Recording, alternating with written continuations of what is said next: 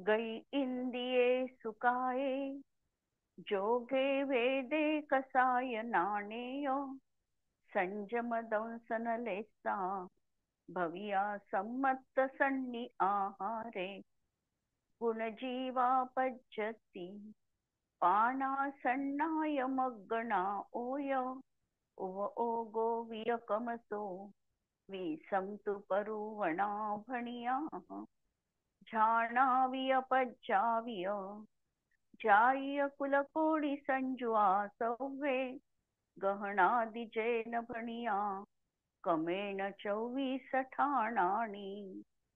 अंतिम शासन नायक 1008 भगवान महावीर स्वामी की जय। द्वादशांग श्रुतदेवी की जय। स्वाध्याय कक्ष संपेपर्यंत आपणा सर्वांना चतुर्विध आहाराचा त्याग असणार आहे। 24 ठाण चर्चा आपण बघतो आहे आणि काल आमचं प्रकरण गती मार्गणेतलं सुरू होतं आणि देवगतीचं वर्णन आम्ही बघतो आहे। देवांमधल्या अनेक गोष्टी आम्ही बघितल्या की पर्याप्तक अवस्थेत त्यांना काय असतं, पर्याप्तक अवस्थेत कशा प्रकारे भवनत्रिकामध्ये सम्यक्त्व घेऊन त्यांचा जन्म होत नाही, वैमानिक देवांमध्येच त्यांचा जन्म होतो, देवीची पर्याय देवांगना ते बनत नाही सम्यक्त्व सहित असतील तर।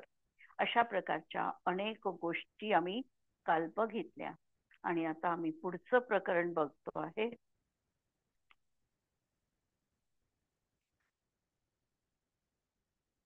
समुच्चय प्रश्नोत्तर आमचं सुरू आहे। Page number 41।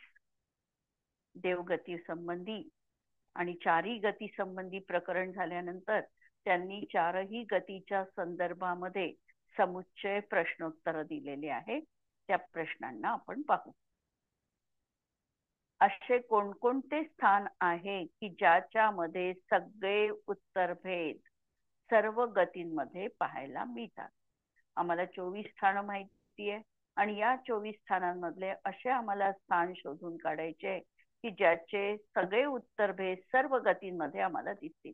मनुष्य गतीत, तिर्यंच गतीत, देवगतीत आणि नरक गतीमध्ये देखील सगळे भेद जिथे आम्हाला पाहायला मिळतील।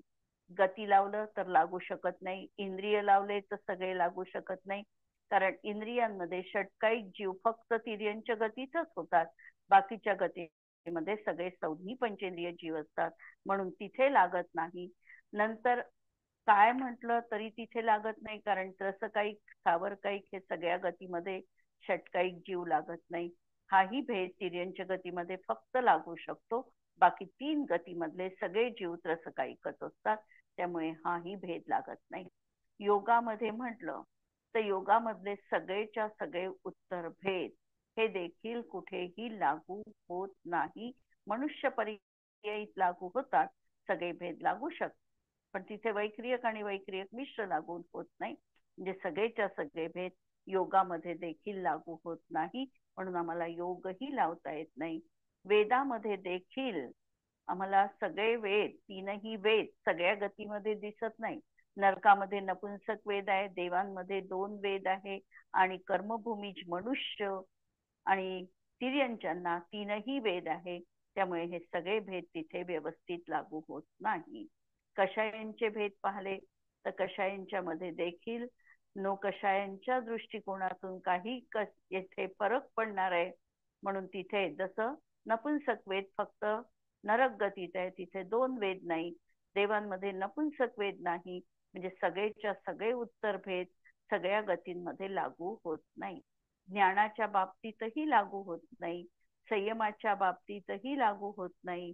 दर्शन देखील सगळेच्या सगळे दर्शन कोणत्याही गतीमध्ये आम्हाला दिसत नाही। एक मनुष्य गतीत दिसते सगळं दर्शन, पण एकट्या याच्यात आम्हाला पाहायचं नाही, आम्हाला सगळ्या गतींमध्ये बघायचंय। लेशा म्हटलं तरीही दिसत नाही, भव्य अभव्य। आता सम्यक्त्वाविषयी जर आम्ही विचार केला तर सम्यक्त्व हा सम्यक्त्वाचे 6 भेद आहे आणि सम्यक्त्वाचे 6ही भेद आम्हाला 4ही गतीमध्ये पाहायला मिळतात।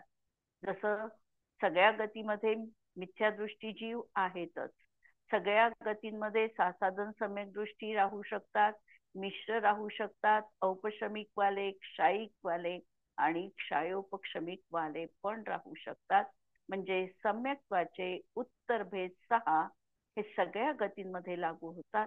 म्हणून पहिल्यांदा मला सम्यक्त्व मार्गणा तिथे बघावी लागेल. दुसरं भव्य आणि अभव्य हे दोनही सगळ्या गतींमध्ये आहे, म्हणून ते पण आम्हाला लावता येतात. नंतर संज्ञीपणा, तर संज्ञीपणा लावता येत नाही. आहारकपणा, तर आहारक आणि अनाहारक सगळ्या गतींमधले जीव असू शकतात आणि म्हणून आहार वर्गणा लावता येते. गुणस्थान, गुणस्थान सगळेच्या सगळे सगळ्या गतीत आम्हाला दिसत नाही. जीव समास म्हटलं तर जीव समासामध्ये देखील सगळे दिसत नाही.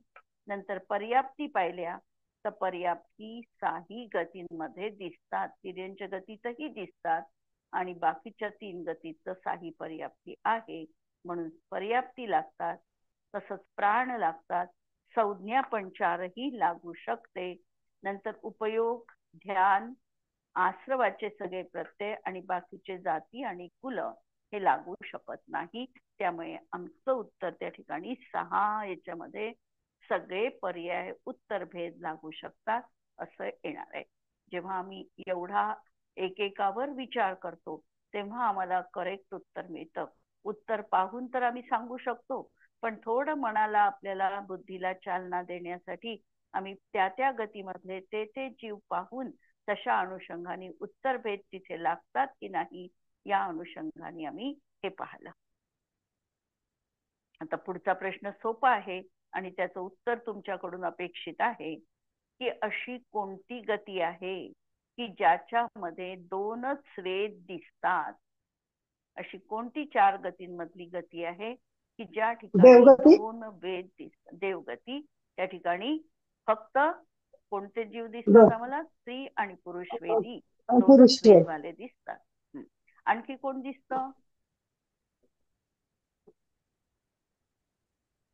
आणखी भोगभूमीतले जीव आणि कुभोगभूमीमध्ये सुद्धा. म्हणून भोगभूमी आणि कुभोगभूमी याही ठिकाणी 2च वेद आम्हाला दिसतात आणि बाकीच्या ठिकाणी मात्र कर्मभूमी असेल तर 3ही वेद दिसतो. नरकात आम्हाला 1च वेद दिसतो. अशा तऱ्हेने हे पाहिलं.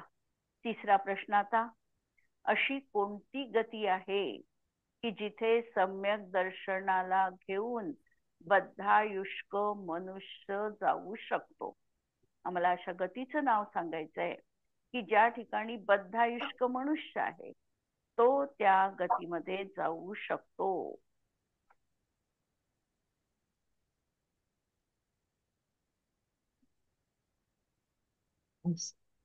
नरक गती, सम्यक दर्शन, नरक गतीत तो जाऊ शकतो. बद्धायुष्क जीव नरक गतीमध्ये जाऊ शकतो. त्यांनी पहिल्यांदा काय केलेलं आहे? आयुष्य बांधलंय, आयु बांधलेली आहे आणि त्यानंतर त्यांनी सम्यक दर्शनाची प्राप्ती केलेली आहे. असा जीव पहिल्या नरकामध्ये सम्यक्त्व घेऊन जाऊ शकतो. बाकीच्या नरकामध्ये तो जाऊ शकत नाही सम्यक्त्व घेऊन. आणि तो जीव ज्यांनी पहिल्यांदा तिर्यंच्या आयुचा किंवा मनुष्य आयुचा बंध केलेला आहे आणि मागाहून त्याला शाईक सम्यक्त्वाची प्राप्ती झाली, हा जीव भोगभूमीमध्ये देखील सम्यक्त्व घेऊन जाऊ शकतो. लक्षात आलंय? नरक गतीमध्ये पहिल्या नरकातच जाऊ शकतो, पुढच्या नरकासाठी बॅन आहे. आणि इकडे जाईल तर तो भोगभूमी या ठिकाणी सुभोगभूमीत जातो, कुभोगभूमीत जात नाही. आणि तो त्या ठिकाणी मनुष्य पण बनू शकतो किंवा तिर्यंच देखील बनू शकतो. पुढचा प्रश्न आहे की असं कोणतं गुणस्थान आहे की 4ही गतीमध्ये की ज्या ठिकाणी अनाहारक अवस्था बनूच शकत नाही, अनाहारक अवस्था होऊ शकत नाही, असे कोणती गुणस्थान आहे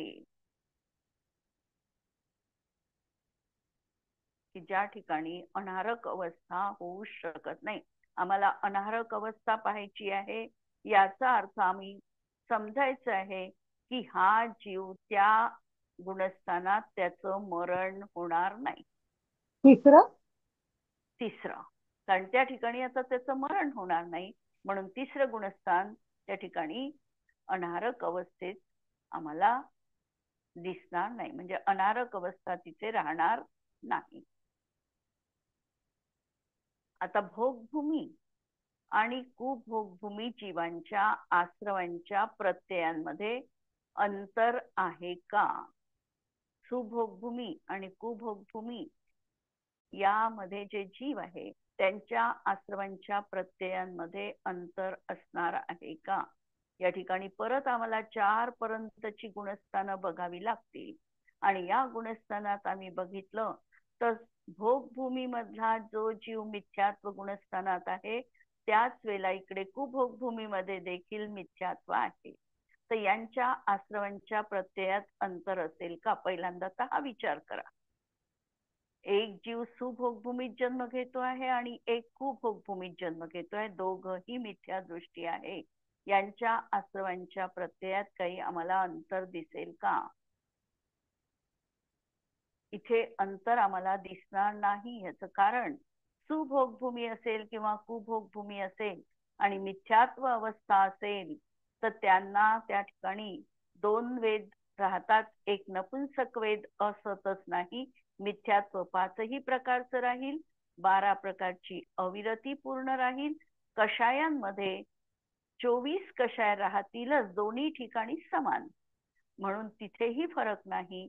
आणि योगामध्ये देखील फरक नाही, कारण मिथ्यात्व गुणस्थानात गेल्यानंतर त्याला 11 योग असू शकतात. औदारिक, औदारिक मिश्र आणि कारमांड काय योग. आणि इकडे 4 मनाचे आणि 4 वचनाचे, अशा प्रकारे 4 वचनाचे, 4 मनाचे आणि 3 कायेचे असे मिळून 11 योग दोन्ही ठिकाणी समान राहतील.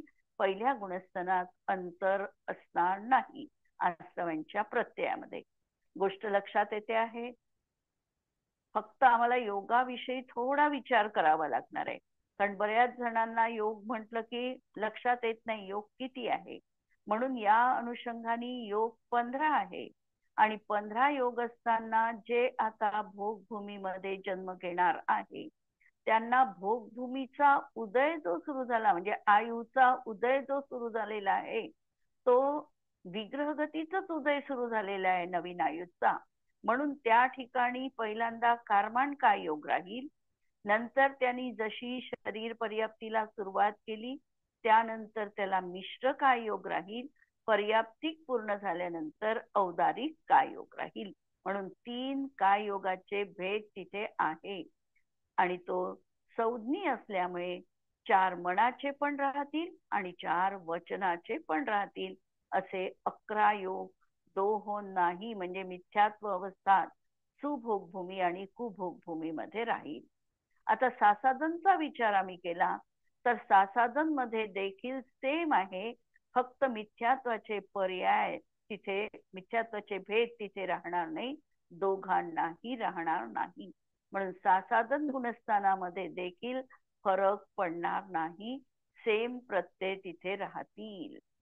तिसरा विचार आम्ही मिश्र गुणस्थानाचा केला. मिश्र गुणस्थानात मरण होत नाही, त्यामुळे तिथे देखील तिथे जर त्यांना उत्पन्न झालं मिश्र गुणस्थान सुभोगभूमीत किंवा कुभोगभूमीत तर त्या दोघांनाही समान प्रत्यय राहतील, म्हणून तिथे पण त्यांना अंतर पडणार नाही. आता प्रश्न राहिला चौथ्या गुणस्थानाचा. आता चौथ्या गुणस्थानाचा प्रश्न आल्यानंतर आम्ही पहिल्यांदा सुभोगभूमीचा विचार केला. तर तो जीव विग्रह गतीमध्ये कारमांड काय योग असताना, नंतर मिश्र काय योग असताना तो सम्यक दृष्टी असू शकतो. सुभोगभूमीत त्याचा जन्म होतो आहे म्हणून. आणि म्हणून तिथे पण योगाचे 11 प्रत्यय राहतील, अनंतानुबंधी 4 कमी होईल, मिथ्यात्वाचे 5 कमी होतील आणि कषायांचे 2 वेद कमी होतील. आता कुभोगभूमी संबंधी विचार करत असताना ज्या वेळेला त्याला कारमांड काय योग आहे, म्हणजे तो कुभोगभूमीत जन्म घेणार आहे, तेव्हा नियमपूर्वक त्याला मिथ्यात सम्यक दर्शन असणार नाही.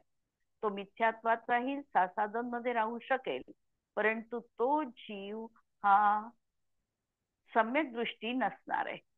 सम्यक दृष्टी नसल्यामुळे त्याला आता कार्माणकाय योग आणि मिश्र काय योग असणार नाही. त्याला सम्यक दर्शनाची जी चौथ्या गुणस्थानात तिथे प्राप्ती होईल ती तो पर्याप्त झाल्यावरच होईल. आणि म्हणून काल जसं आम्ही देवांगणांच्या बाबतीत लावलं किंवा भवनत्रिकांच्या बाबतीत आम्ही जसं लावलं की इथून तो सम्यक्त्व घेऊन जाणार नाही. इथून जाईल तर त्याला मिथ्यात्व किंवा सासाधन या दोनच गुणस्थानातून जावं लागेल. आणि म्हणून त्याला तिथे दोन योगामध्ये म्हणजे कार्माणकाय योगामध्ये आणि मिश्र काय योगामध्ये सम्यक दर्शनाची उपलब्धी होणार नाही. आणि या दृष्टीने तिथे त्याचे परत 2 योग कमी होतील. म्हणून त्याला 4 मनाचे, 4 वचनाचे आणि 1 औदारिक काय योगाचा असे 9 योग राहतील. पण सुभोग भूमीमध्ये मात्र 11 योग राहतील. क्लिअर झालेलं आहे प्रकरण? थोडं खोलात जाऊन आहे ही चर्चा. विज्ञानमती माताजींचं आपल्यावर इतके उपकार आहे की त्यांनी या चर्चेला असं विस्तृत रूप दिलेलं आहे आणि प्रत्येक गोष्ट बारकाईने या ठिकाणी त्यांनी घेतलेली आहे. पुढचं पाहू आता. यावर प्रश्न असेल, शंका असेल, समजलं नसेल तर विचारू शकता.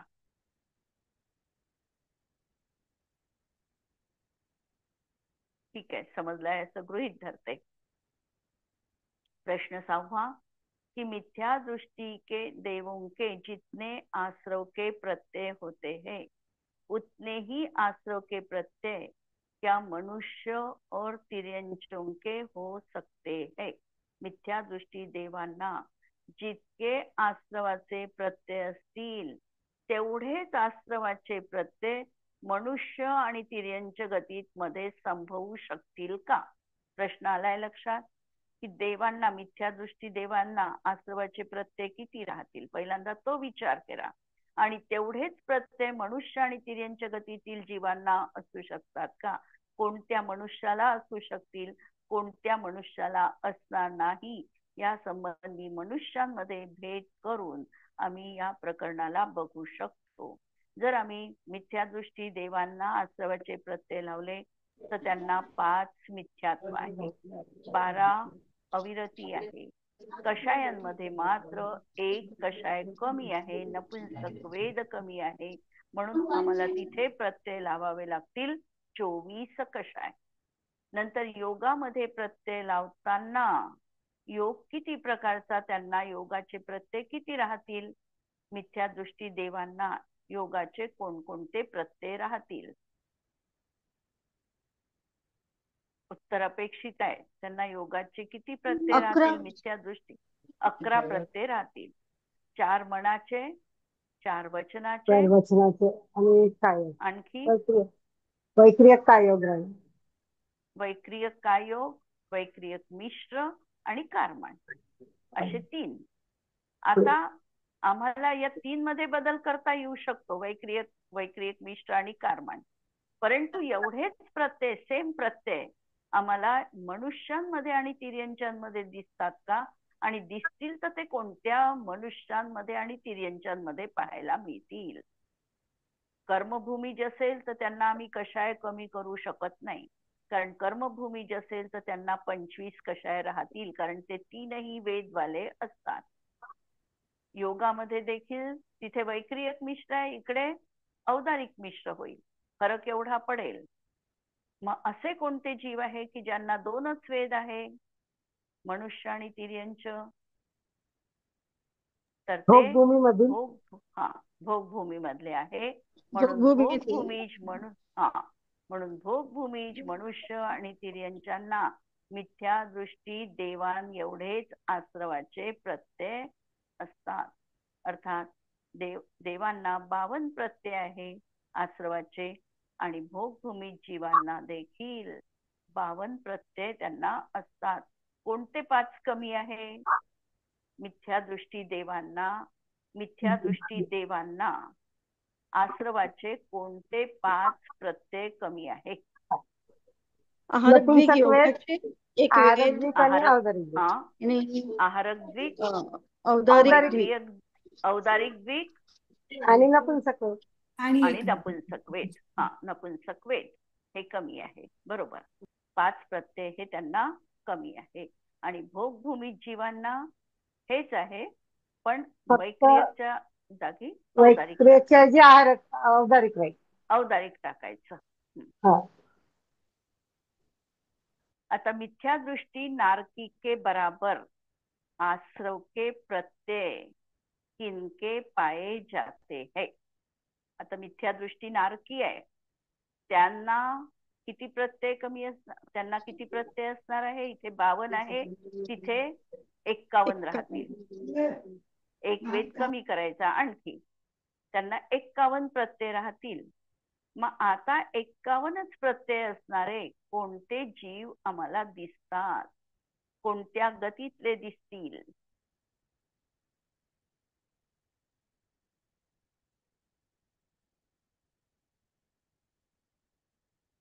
कोणाला राहतील? एक तर आपण निकालात काढू, देवांना तर राहणार नाही, देवांना नाही. मनुष्यांना तर 3 वेद आहे, तिथे पण राहू शकणार नाही. मग राहायला एकाच गतीमधले जीव, तिर्यंच्या गतीमधले जीव. आता तिर्यंच्या गतीमधले जे जीव राहिले त्यांना संज्ञी पंचेंद्रिय पर्यंत आम्हाला परत मनुष्यांप्रमाणेच प्रत्यय लावावे लागतात. मग राहिले कोण? सम्मूर्छन जीव. म्हणून सम्मूर्छन जे तिर्यंचे आहे त्यांना सगळ्यांना नपुंसक वेद एकच वेद असतो. आणि म्हणून मिथ्या दृष्टी नारकींना जेवढे आश्रवाचे प्रत्यय आहे 51, तेवढेच प्रत्यय सम्मूर्छन तिर्यंच जीवांना मिथ्यात्व अवस्थेत असणार आहे. ठीक आहे, पुढचा प्रश्न पाहू. 14 मार्गणाओं में से किस किस स्थानों में के किन उत्तर भेदों में मात्र एक ही गती होती है? 14 मार्गणा आता आपण परत लावलेल्या होत्या मागच्या याच्यामध्ये, तशाच मार्गणा आम्हाला लावायच्या आहे की फक्त उत्तर भेदामध्ये एकच गती येईल असे आम्हाला भेद काढायचे आहे. पहिल्यांदा गती मार्गणामध्ये तर प्रत्येक गतीमध्ये एकच गती राहणार आहे, म्हणून गती मार्गणेमध्ये उत्तर भेद एकच येईल. प्रत्येक गतीत वेगवेगळं उत्तर येईल पण एकच राहील. इंद्रिय मार्गणेमध्ये पाहिलं आम्ही तर इंद्रिय मार्गणेमध्ये देखील फक्त तिर्यंच गतीतील जीवांना 5ही इंद्रिय संभवू शकतात. म्हणून एकेंद्रियापासून असंज्ञी पंचेंद्रियापर्यंत तिर्यंच गतीतील फक्त जीव आढळतील. जे उत्तर भेदामधला एकच भेद लावायचा आहे आणि त्यासाठी एकच गती आम्हाला निवडायची आहे. नंतर पुढचा भेद काय मार्गणा आहे, काय मार्गणेमध्ये काय लावाल? तिथेही आम्हाला तिर्यंच गतीतील जीवच लावावे लागतात. पृथ्वी आदी 5 स्थावर कायिक हा जो उत्तर भेद आहे हा फक्त तिर्यंच गतीतच लागू होतो, बाकी कोणत्याही गतीमध्ये तो लागू होत नाही. नंतर काय मार्गणा झाली? नंतरची मार्गणा आहे योग मार्गणा. योग मार्गणेमध्ये काय पाहाल? कोणते असे योग आहे की जे फक्त मनुष्यांनाच राहतात, बाकीच्या कोणालाही राहणार नाही. औदारिक औदारिक मिश्र म्हटलं तर तिर्यंच्या गतीत गेलं. वैक्रियक वैक्रियक मिश्र म्हटलं तर देव आणि नारकीत 2 गतीत गेलं. कारमांड म्हटलं तर सगळ्या गतींमध्ये गेलं. मनोयोग, आहारक आहारक मिश्र, हा, आहारक द्विक, आहारक हा, कायोग आणि आहारक मिश्र कायोग मिश्र फक्त मनुष्य गतीमध्ये हा लागू होणारा पर्याय आहे, दुसऱ्या कोणत्याही गतीमध्ये राहणार नाही. मनाचे वचनाचे म्हटलं तर तिर्यंच जीवांना पण मनोयोग आणि वचनयोग राहू शकतो, म्हणून 2 गतीत गेला तो. आणि नारकींना पण आहे, देवांना पण आहे, म्हणून तिथे आम्हाला ते लावता येत नाही. आहारक आणि आहारक मिश्र हेच फक्त मनुष्य गतीत दिसतात, बाकी कुठेही दिसणार नाही. कषायांमध्ये आता कषायांचे उत्तर भेद अनंतानुबंधी, अप्रत्याख्यानावरण. तर आता पहा, अनंतानुबंधी तर सगळ्यांमध्ये आहे, सगळ्या गतींमध्ये आहे. अप्रत्याख्यानावरण पण सगळ्यांना आहे. आता काय फरक पडेल? हा, संज्वलन जे चतुष्क आहे, संज्वलन चतुष्क फक्त मनुष्य गतीतील जीवांनाच दिसणार आहे. आणि प्रत्याख्यानावर म्हणजे हाही लावता येतो आम्हाला तिसरा भेद, तो पण महाव्रतीच्या, तो पण फक्त मनुष्य पर्यायीमध्येच राहणार आहे. म्हणून प्रत्याख्यानावरण आणि संज्वलन चतुष्क हे फक्त मनुष्य गतीमध्येच दिसणार आहे. प्रत्याख्यानावरण आणि संज्वलन चतुष्क दोन. कारण अप्रत्याख्यान म्हटलं तर हे तिर्यंच गतीतील, कारण तिर्यंच गतीत 5वं गुणस्थान होऊ शकतं म्हणून तिथे ते कमी आहे. म्हणून प्रत्याख्यानावरण आणि संज्वलन हे 8 आम्हाला फक्त मनुष्य पर्यायीतच दिसतील. ज्ञान मार्गणेमध्ये आता केवल ज्ञान आणि मनपर्यय आणि केवल हे मनुष्य गतीतच दिसतील. नंतर संयम मार्गणेमध्ये यथाख्यात संयम मनुष्य गतीतच. यथाख्यात आणखी आहे सूक्ष्म सांपराय, सामायिक छेदोपस्थापना पण आहे ना. हा हो, सामायिक छेदोपस्थापना, परिहार विशुद्धी पण आहे, सूक्ष्म सांपराय आणि यथाख्यात. फक्त 2 नाही लावायचे. देश संयम, कारण देश संयमामध्ये परत 2 गुणस्थान, 2 गती लागतात, तिर्यंच गती आणि मनुष्य गती, म्हणून ते. आणि असंयम सगळ्या गतीमध्ये आहे म्हणून 2 सोडून द्यायचे आणि हे बाकीचे 5 सामायिक आदी 5 संयम लावायचे. दर्शन मार्गणेमध्ये केवल दर्शन हे फक्त मनुष्य गतीचा. हा, केवल दर्शन फक्त मनुष्य गतीत राहील. नंतर संज्ञीपणा, संज्ञीमध्ये देखील असंज्ञी जीव फक्त तिर्यंच गतीचा. हा, बाकी सगळ्या गतींमध्ये संज्ञी जीव आहे. आता प्रश्नपत्र आहे. या प्रश्नपत्रामध्ये मागे उत्तर जरी दिलेले आहे तरी आम्हाला उत्तर न बघता त्याचं सांगायचं आहे. कोणत्या कोणत्या गतीमध्ये पंचेंद्रिय जीव असतात? नरक, तिर्यंच, मनुष्य हा एक पर्याय आहे. नरक, मनुष्य, देव, नरक, तिर्यंच, देव आणि कोई नाही. 4 पर्याय त्यांनी दिलेले आहे, 4 विकल्प. एक विकल्प आहे नरक, तिर्यंच, मनुष्यांचा. नरक, तिर्यंच, मनुष्याचा हा पर्याय आम्हाला योग्य वाटत नाही. दुसरा आहे नरक, मनुष्य आणि देवांचा. नरक, मनुष्य हा पर्याय हा बरोबर आहे. म्हणून नरक, मनुष्य आणि देव हा पर्याय बरोबर आहे. सासाधन सम्यक दृष्टी नारकीके, सासाधन सम्यक दृष्टी नारकीके कितने आश्रव के प्रत्यय होते हैं?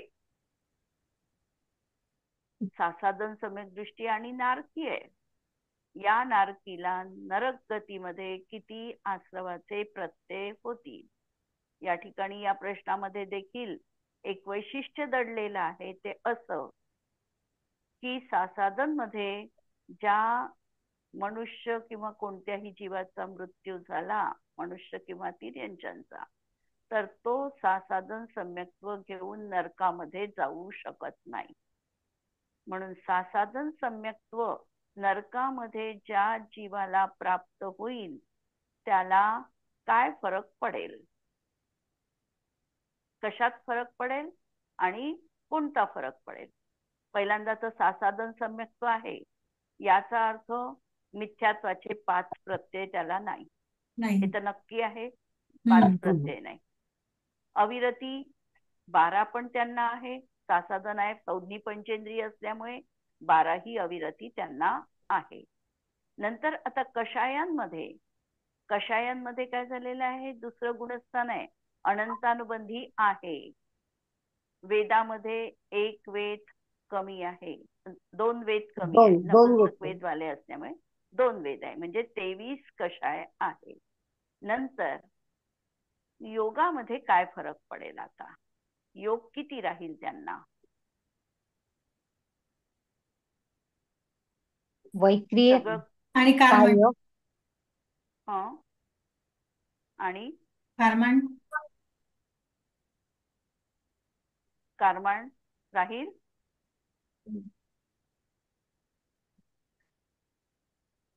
आणि विचार करा. मिश्र राहील ना का कर्मण म्हणजे मिश्र योग राहील एक कोणता? वैक्रियक मिश्र. वैक्रियक मिश्र राहील.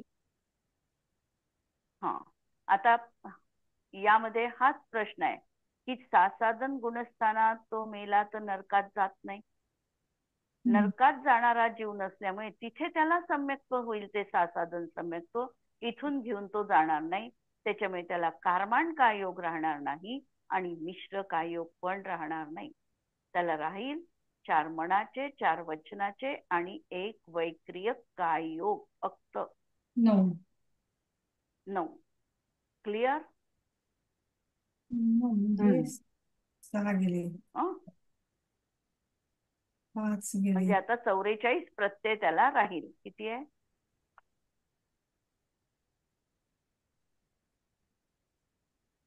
44 करेक्ट. 44. हा, 44 प्रत्यय त्याला राहील. हे आलंय लक्षात? म्हणून हा प्रश्नामधली जी खुबी आहे ही लक्षात घ्या. सासाधन सम्यक दृष्टी आणि नारकी विचारला. जर सासाधन सम्यक दृष्टी आणि देवायुतला विचारला असता तरीही भवनत्रिकामध्ये लावताना आम्हाला कमी लावावे लागले असते. तो जर आम्ही सासाधनवाला जर आम्ही देव पर्यायी मध्ये लावला असता तर तो तिथे मिश्र लागतो. बाकी ठिकाणी मिश्र लागतात आणि कारमाण पण लागते. फक्त नरकामध्ये मात्र कारमाण आणि मिश्र हे 2 पर्याय लागणार नाही. बाकीच्या गतींमध्ये हे 2ही पर्याय लागतील. जर तो देव बनणार असेल तर त्या ठिकाणी तिकडे लागू शकतो वैक्रियक मिश्र आणि कारमाण. पण नरकात जाणाऱ्याला मात्र कारमाण आणि वैक्रियक मिश्र लागणार नाही. मनुष्य गतीमध्ये जाणार असेल तर त्यालाही कारमाण आणि औदारिक मिश्र लागू शकतो. इव्हन सासाधन मध्ये मेलेला जीव हा एकेंद्रिय पर्याय पण धारण करू शकतो. लक्षात घ्या वाक्य. सासाधन गुणस्थानात जर एखाद्या जीवाचं मरण झालं तर तो एकेंद्रिय पर्याय पण धारण करू शकतो. फक्त त्याच्यामध्ये अग्निकायिक आणि वायुकायिक ते जन्म आहे ते तो घेणार नाही. द्विनिंद्रिय, 3 इंद्रिय, चतुरेंद्रिय, असंज्ञी पंचेंद्रिय पर्यंत तो बनू शकतो. संज्ञी पंचेंद्रिय पर्यंत. म्हणून सासाधन मध्ये औदारिक मिश्र आणि कारमाण काय योग राहील. देवात तो जाणार असेल तर वैक्रियक मिश्र आणि कारमाण राहील. तशा तऱ्हेने नरकामध्ये फक्त हे 2 योग त्या ठिकाणी राहणार नाही. क्लिअर? आता पुढचे प्रश्न आपण उद्याला पाहू.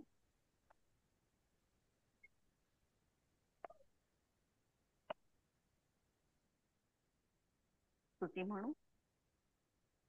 त्याद्वादनय षटद्रव्य गुण पर्याय और प्रमाण का जड़ कर्म चेतन बंध का अरु कर्म के अवसान का कह कर स्वरूप यथार्थ जग का जो किया उपकार है उसके लिए जिनवाणी माँ को वंदना 100 बार है.